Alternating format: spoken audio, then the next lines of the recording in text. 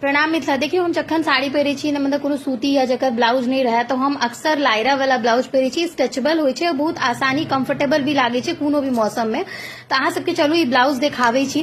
तो देखियो ई ब्लाउज जे छै ई लाल और पीला में छै, जेमे पीला के छै और लाल के छीट ए पर डालल छै। बहुत सुंदर कलर और कॉन्ट्रास्ट ब्लाउज के लागे छै।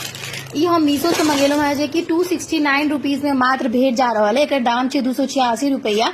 और अहाँ सब एकरा जे छै से आराम से हमर कमेंट में लिंक लिख के मंगा सके छी। एमे 26 से लऽ कऽ 28 साइज तक छै। देखियो कते सुंदर मैचिंग छै। 3-4टा कलर ऑलरेडी मिल जात अहाँ सबके, जेमे ग्रे, हरियर, गुलाबी और ई जे पीला छै ते टाइप में छै। तो अहाँ सब अगर फेसबुक पर देख रहल छी तो अहाँ सबके ऊपर में मिल जात लिंक पिन कैल हेतै कमेंट में।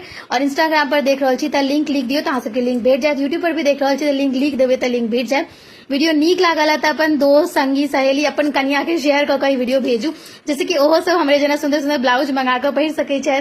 फिर भेटी छी नया वीडियो के साथ। जय मिथिला, बाय बाय।